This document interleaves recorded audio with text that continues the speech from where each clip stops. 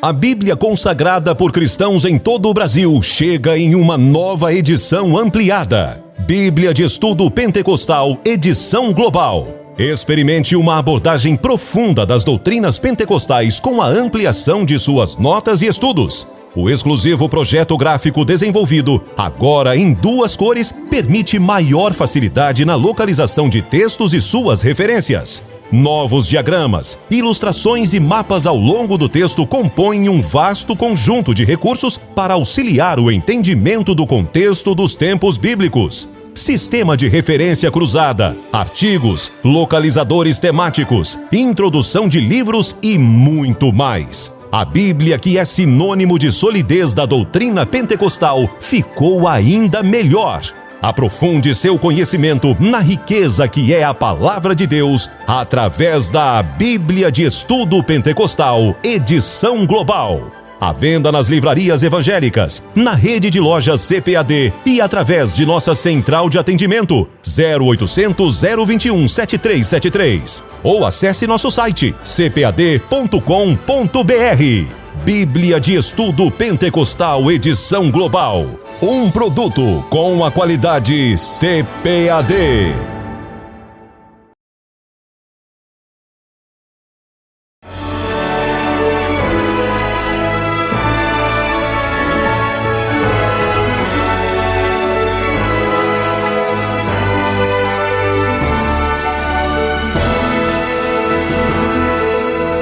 Subsídios. Lições Bíblicas. Jovens. Lição 11. Santidade integral. A paz do Senhor. Eu sou o pastor Natalino das Neves, pastor auxiliar no templo sede da Assembleia de Deus em Curitiba, e o autor dos comentários das lições bíblicas de jovens deste trimestre com o tema Separados para Deus. Vamos estudar hoje a lição de número 11, com o título Santidade Integral. Nesta lição, nós vamos trabalhar 3 tópicos. O ser humano é integral, espírito, alma e corpo, a santidade do espírito e da alma e a santidade do corpo. O texto principal desta lição está em 1 Tessalonicenses 5:23, que diz: E o mesmo Deus de paz vos santifique em tudo, em todo o vosso espírito e alma e corpo sejam permanente, conservados, irrepreensíveis para a vinda de nosso Senhor Jesus Cristo. O resumo da lição: a santidade deve abranger o ser humano por completo, o ser humano integral, o espírito, a alma e o corpo. Deus se interessa tanto pela parte material como a parte espiritual do ser humano. Os textos bíblicos utilizados são Gênesis 2:7, 1 Tessalonicenses 5:21-23 e Gálatas 5:24-26. Considerando textos como, por exemplo, 1 Tessalonicenses 5:23, que é o texto que nós lemos, que apresenta o ser humano integrado de 3 partes, espírito, alma e corpo, nesta lição será demonstrado que a santificação também deve ser integral, abrangendo o ser humano na sua totalidade. Para isso, será analisado o impacto da santidade nessas 3 áreas, começando pelo espírito, que na restauração é o primeiro a ser impactado. Na sequência, estudaremos o impacto da santidade na alma e também no corpo. Tópico 1. O ser humano é integral, espírito, alma e corpo. No primeiro item desse tópico, com o título Conceito de Ser Humano Integral, nós vamos estudar que, para entender esse conceito e a influência na construção teológica do primeiro século, se faz necessário conhecer os 2 conceitos predominantes no estudo do texto bíblico. A cultura helênica ou a cultura grega não pode ser desconsiderada.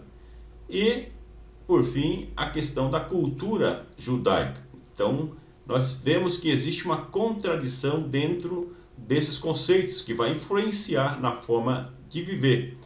Em especial nas comunidades cristãs, existiu uma interferência muito grande, contrastante, entre essas 2 culturas.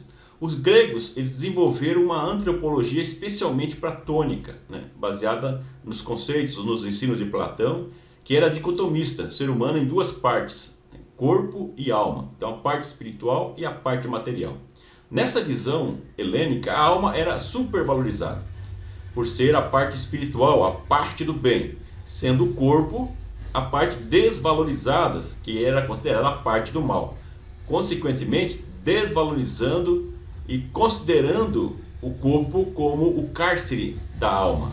Ou seja, enquanto a alma estivesse no corpo, ela estava encarcerada, ela precisava se ver livre. Por outro lado, a concepção hebraica considera o ser humano em sua totalidade, espírito, alma e corpo. Na narrativa judaica da criação, o ser humano é criado de forma integral. Nós vemos isso em Gênesis 2:7. Por isso que eu utilizo a citação bíblica para a leitura da lição. No Novo Testamento, por influência paulina, prevaleceu o ponto de vista judaico, porque Paulo teve uma grande influência nos seus escritos na formação da teologia cristã. O apóstolo Paulo, apesar de inserido profundamente na cultura grega, ele preservou a força da antropologia semítica, ou seja, hebraica, que via o ser humano como um todo, como nós vimos na primeira carta aos Tessalonicenses 5:23, como nós lemos. Ele destaca as 3 partes do ser humano e trabalha cada uma delas no conceito da sua salvação e também da sua santificação. No segundo item desta lição, corpo, a parte material do ser humano. O pensamento grego influenciou a formação do gnosticismo, que foi combatido muitas vezes pelo apóstolo Paulo, que defendia, como já disse anteriormente, que a matéria era má e que o espírito era considerado bom, a parte boa. Então a doutrina gnóstica, com base nesse pensamento dualista, provoca 2 tipos de comportamento. O primeiro levava as pessoas a fazerem o que bem entendesse com o corpo, uma vez que era considerado mal e que não afetava o espírito. Por outro lado, tem um segundo comportamento que era o inverso. Já que o corpo era matéria má, melhor não fazer nada com ele para mortificá-lo. Então são 2 extremos.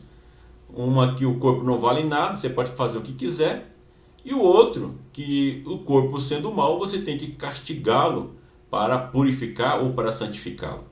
Portanto, esses 2 extremos, um pecava pelo excesso e o segundo pela falta. O Novo Testamento demonstra que tanto os judeus como judeus cristãos e os cristãos defendiam a preservação do corpo em santidade, evitando o pecado contra o corpo. O apóstolo Paulo, no 1 Coríntios, capítulo 6, traz um tratado muito interessante sobre o corpo, comparando-o com o templo, com o tabernáculo. O corpo humano é a casa ou tabernáculo, lugar da habitação do Espírito. Ou seja, ele faz aí uma analogia, uma comparação com o templo, o tabernáculo, que era algo considerado sagrado pelos judeus, e isso os levava a entender melhor a importância do corpo e como deveria ser preservado. Então, o corpo sem o espírito e a alma é morto. Isso fica bem claro em alguns textos bíblicos e biologicamente isso é bem fácil de comprovar. Mas ele não é desprezível, pelo contrário, deve ser preservado. No terceiro item, trabalhamos alma e espírito, a parte espiritual do ser humano. Tanto no Antigo Testamento como no Novo Testamento, temos textos que distinguem bem a parte imaterial do ser humano, da parte material que é o corpo. Dentre outros textos do Antigo Testamento, o profeta Isaías faz uma afirmação que destaca a alma e o espírito, Isaías 26:9. Dentre outros textos do Novo Testamento, pode ser destacado também a adoração de Maria, em Lucas, no capítulo 1.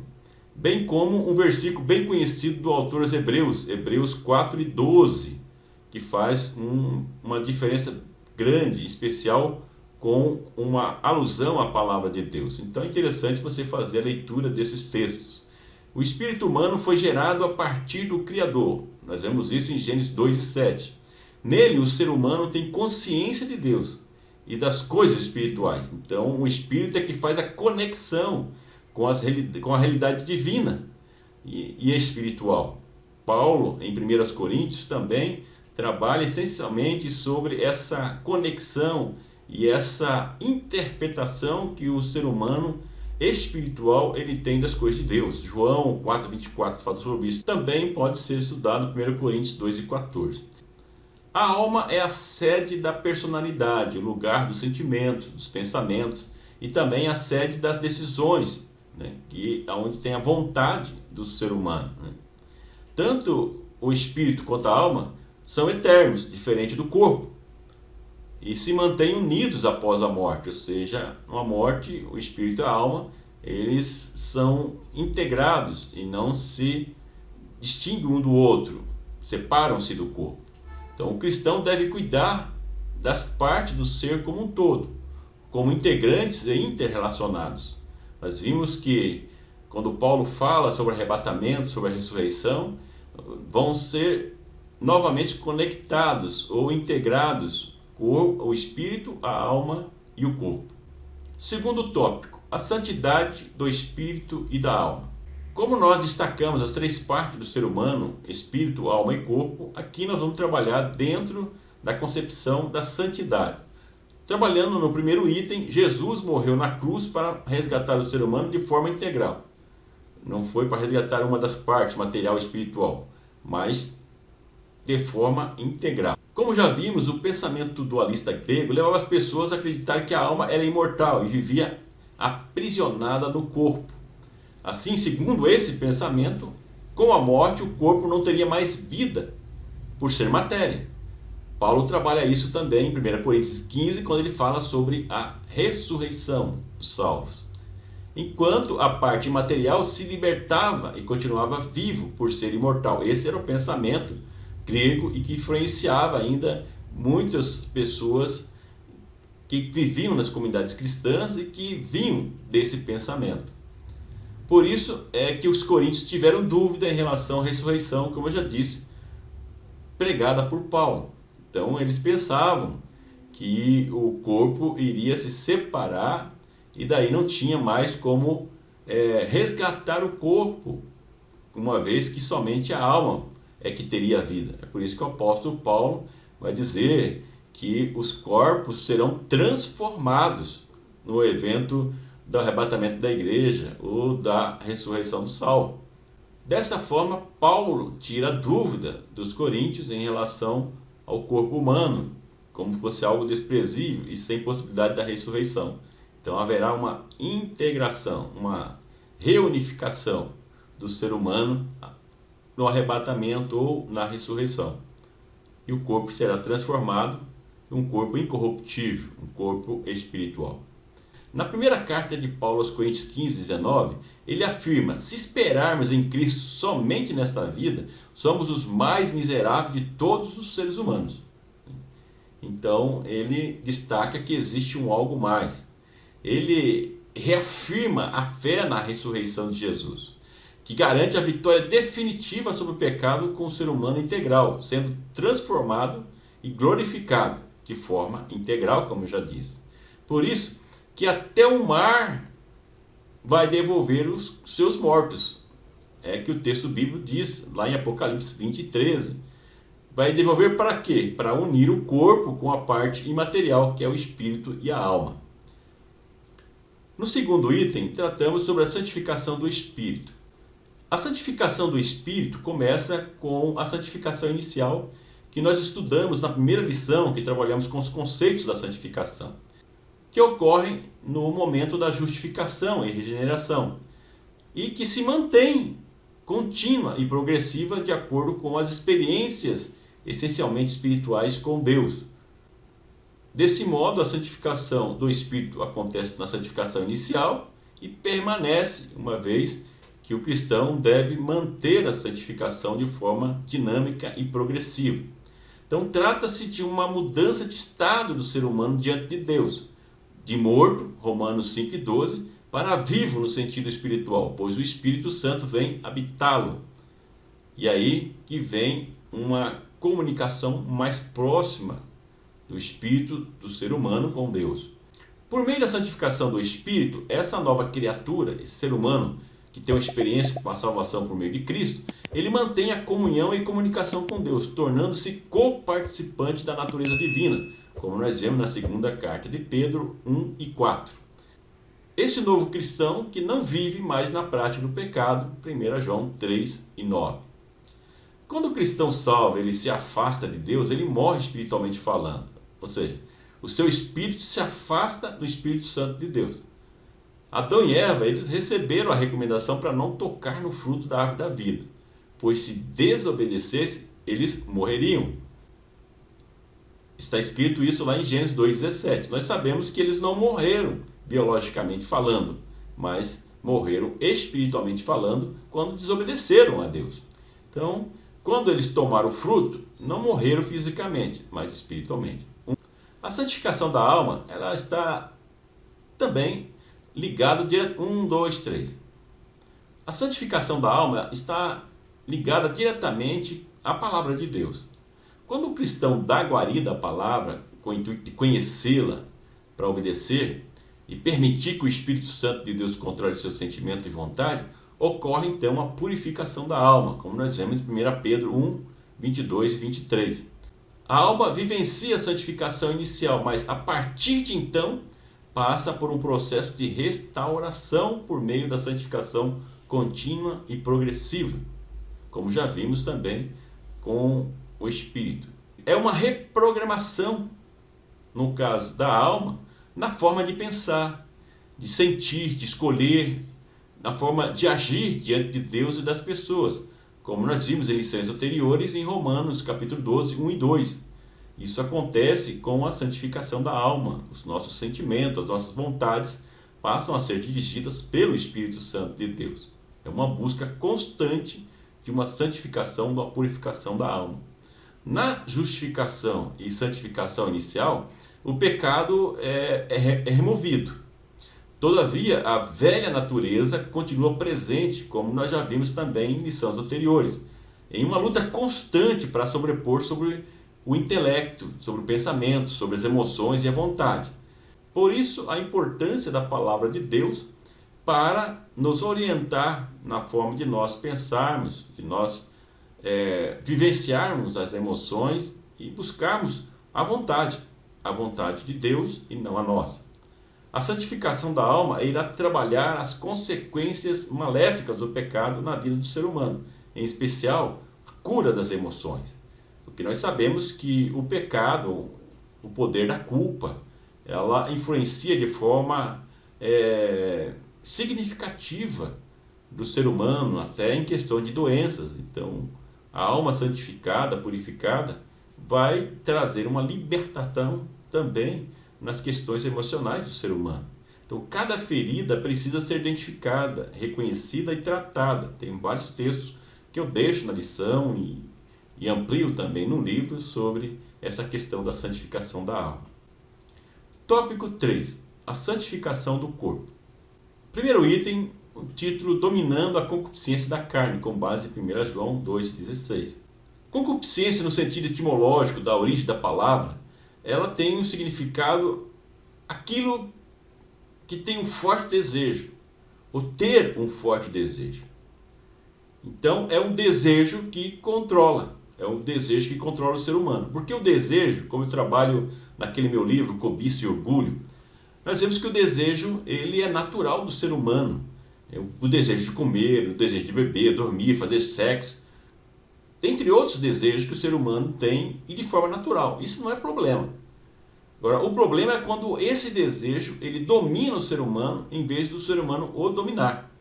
Então, a concupiscência da carne é a falta de domínio sobre a cobiça pelos prazeres carnais, ou seja, as coisas que excitam e inflamam os desejos.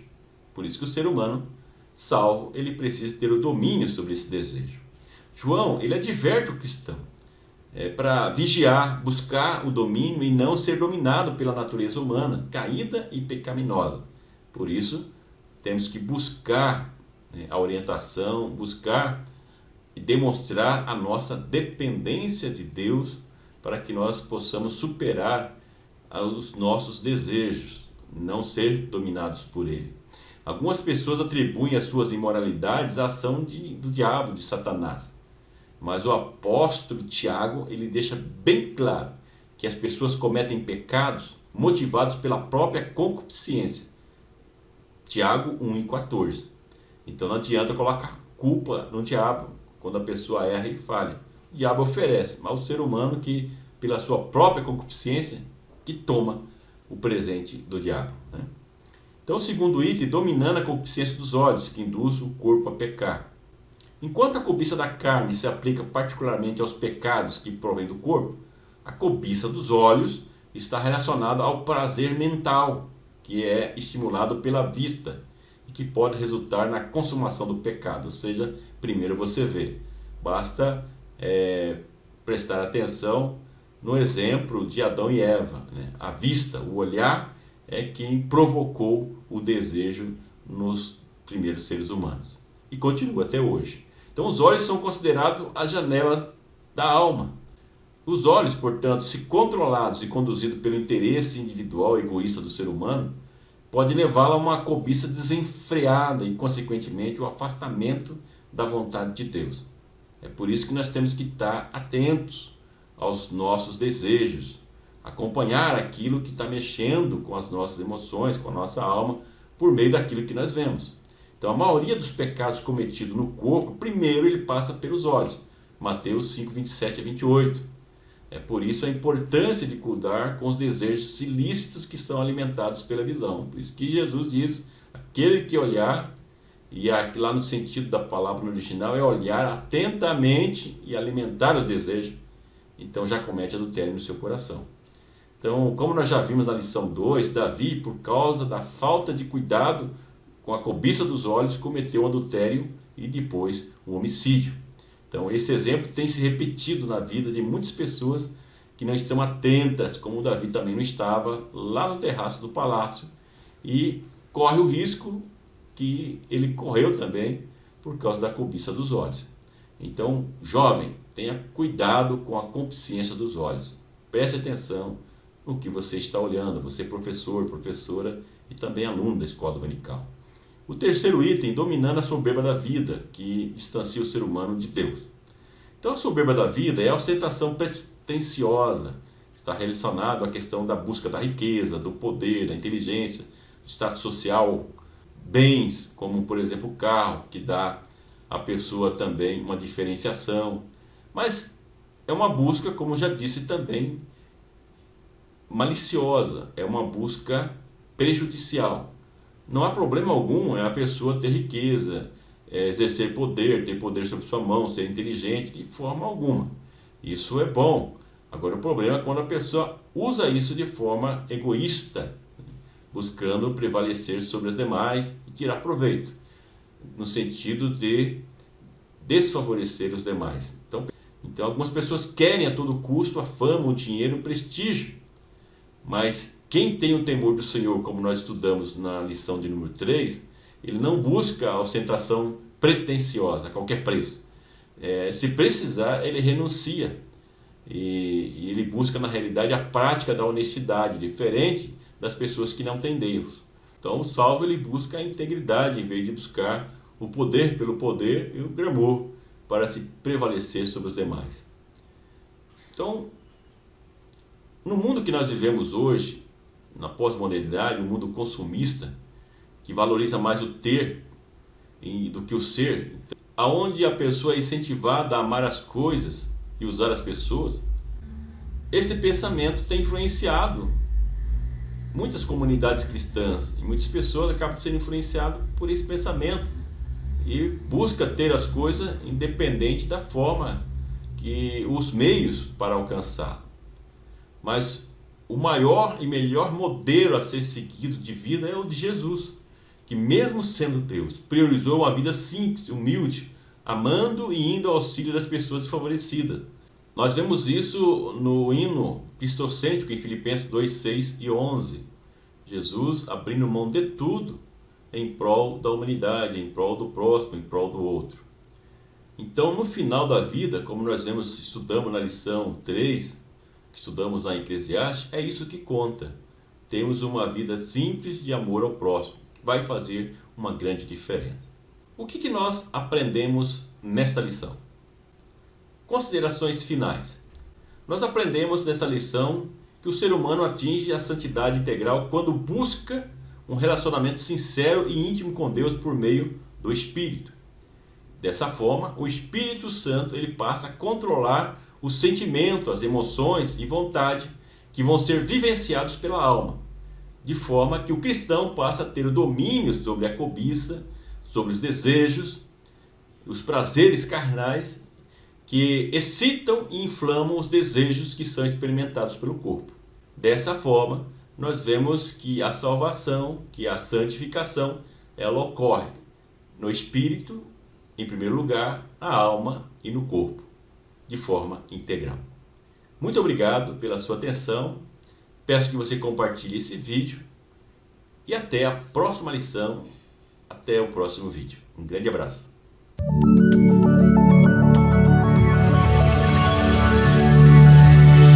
CPAD, a editora da Escola Dominical.